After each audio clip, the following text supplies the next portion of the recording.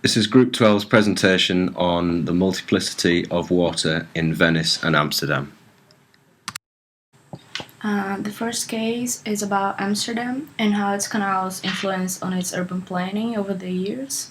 And we start by focusing on when the canals were built around the 7th century. And during that time, Amsterdam was already an important city around the trading process. And so the canals were built especially because of that. But also, when it was built, the governors, which were the main people that influenced this factor, they built the canals in order for the land around it to be a residential area for the wealthy people. So the construction of the canals turned out to implicate on a segregation of the city, where the wealthy people would be located around it, but the poorest people weren't there, but they were placed together with the industries because they want that the wealthy people wouldn't be around pollution and stuff like that. So that would be a main urban uh, consequence that the building of the canals brought towards the city, and that's what we will focus on the next slides. The canals nowadays have not only a functional purpose how they did when they were built. They have several uses. One of them is transportation, when people can travel around the city. There is even a canal bus system with different routes through the city. And they're also great business for tool boats, and they serve as homes for houseboats and sewage for these houseboats. And the buildings that are around the canals, they have many different uses, going from residential to monumental. Most of the monumental buildings around are historical, and there are some examples like the old church, and it's a part of the city fortification, and the stoppers, that is a town hall and also an opera house. The origin of the city lies on the 13th century, when it was a fishing village, and from that it turned out to be a great economic center by the 15th century because of the trading, and that resulted in a city that goes through rapid changes throughout the whole history. This can be seen as well when the Great Fires happened on 1452 and 1421, which made the city having to rebuild itself in a short period of time. This kind of relate to how the city moves towards the difficulties that faces through time. Um, and in the maps we can see how the Amsterdam developed it, and also that during the 1600, in the period of 50 years, it grew quite a lot. The city, apart from having this view towards rebuilding and the new, it also preserve old buildings, so it can restore its history. And that's what Van Styk said in Amsterdam in Detail, which is on slide. Our case relates to the water team, because the Amsterdammers, they have a direct contact and a daily with the water and the canals, and how it was said they use as transportation and also for living. So the relationship with the city is completely different from the ones that don't have the canals. The text that talks about Amsterdam is called The Leader's New York, and tells how Manhattan was planned. It was supposed to be a a copy of Amsterdam with semicircle canals going around the city. But what happened is that the part that expanded the most was the grid formed after the canals were built already. So the plan didn't work out as expected. The relationship with the water that happens in Amsterdam does not happen in Manhattan because the main area in Manhattan doesn't really have the canals, and Manhattan had a completely different historical context that didn't fit the plan, and the topography and the climate were also completely different. So they just needed to adapt the grid, and when just had an accidental topographical accident, they just stopped the grid. It didn't work out really well, and the monumentality of the buildings in Amsterdam, they they are caused by the history of the building. In Manhattan, it's not like this because how the grid is, they have the same shape. The monumentality is distinct from the buildings by height variations. So it's a completely different city.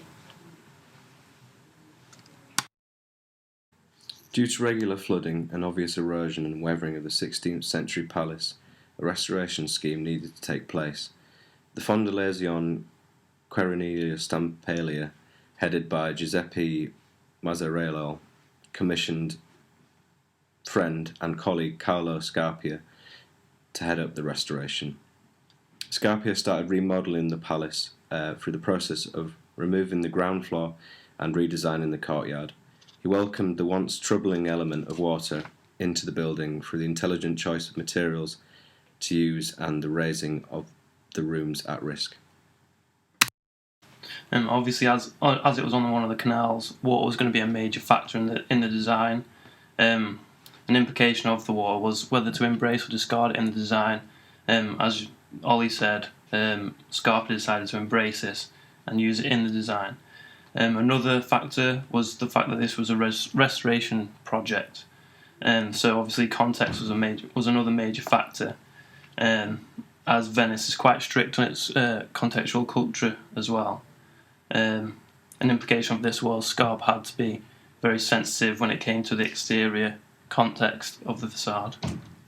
People influencing the process, from what we've read and what we've seen, Scarp was the sole designer when it came to the project, although obviously Mazzarel, as a director and a colleague, would have had some input into the design and the restoration. Also in the garden there are some Japanese influences, in particular the water outlet, which is reminiscent of a shishi-doshi, which is a typical aspect of Japanese gardens.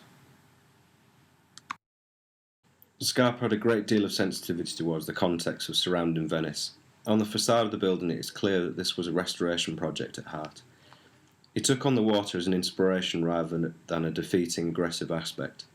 When looking inside the palaces, it is clear that Scarpa had other ideas in relation to the context. The interior of the palace is almost a contradiction to the strict context of Venice. He uses an array of modern geometric forms. His choice of materials could not be further away from the brick and stone of a quintessential Venetian architecture. When it comes to the relation between the theme and the design, what was the major influence and inspiration to Scarpa, and instead of excluding it from the building, he's decided to use water throughout the building. It enters through the gratings at the front on the facade, joining the canal, and then flows through small channels along the walls in such a way as to not restrict people from moving freely around the room, but more as a catwalk for the water to kind of show it off and express it within the design. Also in the garden, he uses a lot of water where there's a pipe, then the drippings from this pipe are collected and led through a series of small pools and waterways before entering a deep brook with water lilies.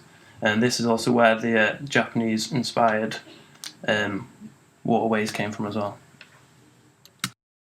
One link between the text and the case study that we're doing was in the emancipation of liquid modernity, Adorno mentions that humanity as refers them to modern cave dwellers, whereby they resist new ideas and concepts. This is quite relevant to Venice, as they have a strict contextual culture, where they don't like new ideas on the facade, and everything's kept within the inside. Yeah, and same when it's in the inside. The text, it describes how there's many different approaches to be free and liberation, and it seems that Scape has liberated from the strictness of the context in Venice on the facade and the outside, of how it's all the same, but with inside he's actually liberated against that the context of it all, and created something new and exciting and modern inside. So he's basically gone against it, and that's one of the key points in the text, that it's all to do with freedom and trying to liberate against something that's already there. So when looking at the links between the two case studies, we started looking at common factors between them. One of the first one we noticed was the common factor of water, how it basically influences everything within the cities, and the designs of the buildings. Obviously, with the Venice case we looked into, Scarpa's used water throughout the building, and he's accepted it and brought it into the building that flows around, which is, it's common in Amsterdam as well to have this running theme of water as one of the main factors of the actual city itself. Another common factor is the tidal problems or adaptations that each case has to deal with. In Amsterdam, they've solved this problem with a lock system throughout the canal, so they have control of the water levels. So obviously, in their control, they have no issues with flooding through the buildings or anything. Then in Venice, this is very different. They don't have any systems or modern technology to control the water levels, so you have to adapt building by building how the water affects it. So it's such as our case study, where he allows the water into the building and just raises the floor level. This has to happen in each building rather than as a system as a whole. Another common fact is the preservation of historical facades. In Venice, they usually, when they're changing the use of the building, they keep the facade and just change the inside, as you could see in the second case. And in Amsterdam, they have a strong culture of changing the use of buildings all the time, and they're not so strict to keeping the facade or not, but they normally do. They keep the facade as well. When it comes to the link between the two cities, Amsterdam and Venice, they were both originated from fishing village at the start, and then they grew from that. Also, obviously they both use canals, and this is what they're known for. And this is caused a major impact in both cities. Another link between the cities is how the canals have both changed and adapted from their historically trade-based uses towards more tourist-based, where tour boats go through and so on, and then tourism is now a large income for each city. Another link is that both cities are big on restoration. In Venice, mainly because they don't have more available space to build, so they always pick one building and change the interior or something like this. And in Amsterdam, they have a strong culture of changing the buildings insides. And another link is that they both interact with canals and the water daily. The people use the water as transportation. The cycleways goes along with the canal and the streets as well. So they use this pretty often. So the implications in the history of the cities is largely, we've already been over it, kind of things like originating from fishing villages and the new links formerly in from tourism. But one kind of new idea is both became large or had an influx in population as cities, after refugees fled for them for safety. Obviously, Venice was the invasion of the Huns. The Romans fled to Venice to the safety of the lagoon, and Amsterdam again. People were driven towards the coast and towards Amsterdam, and this is how they kind of first developed as cities.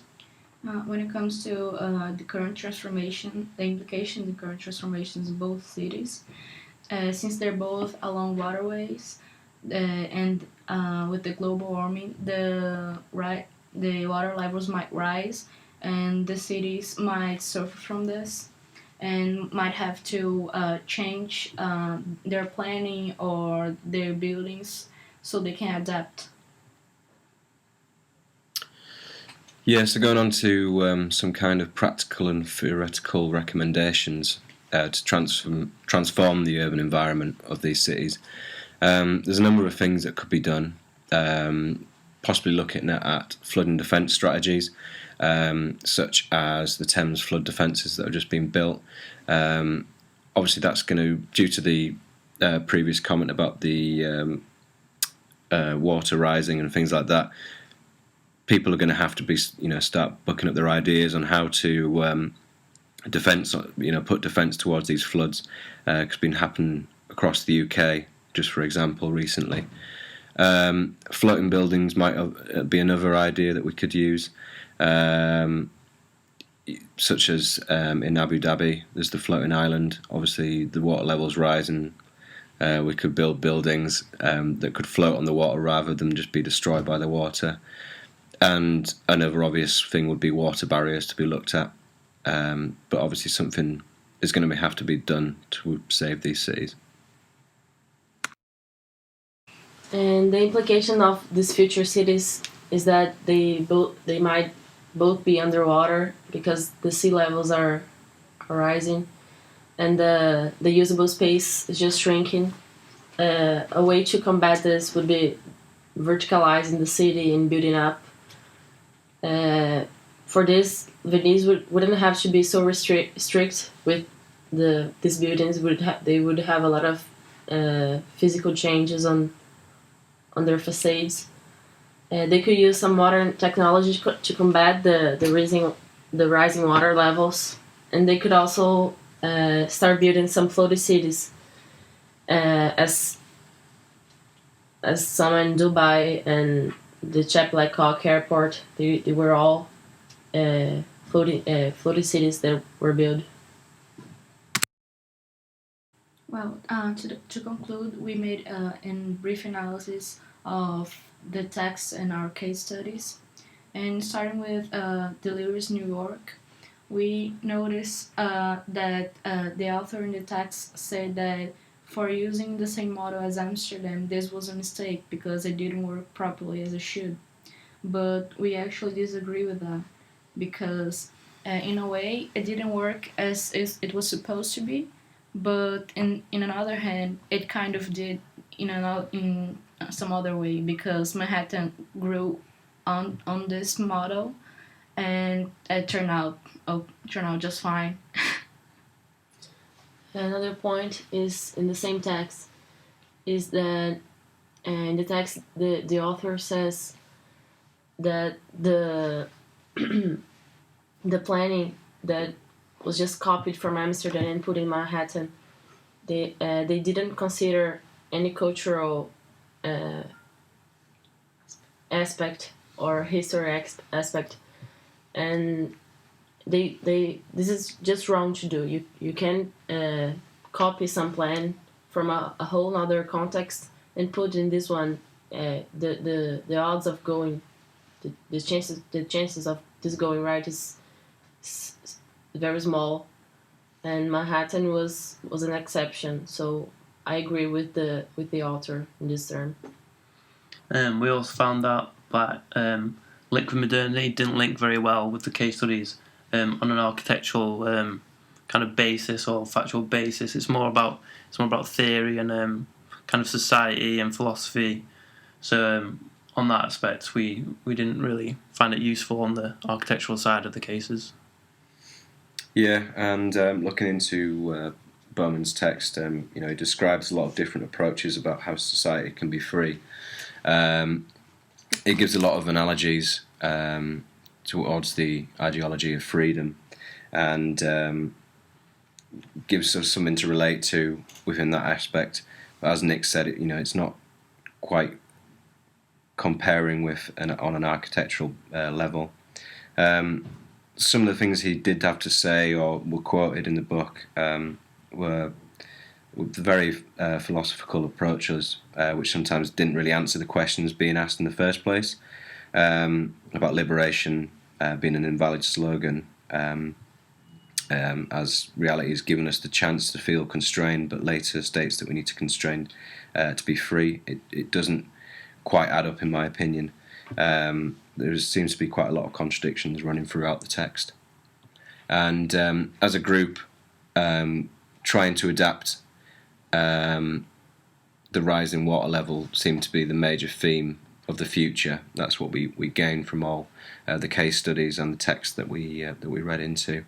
It needs to be, as stated earlier, it needs a situation to be addressed, and I think we'll be seeing a lot of concentration on that in the future.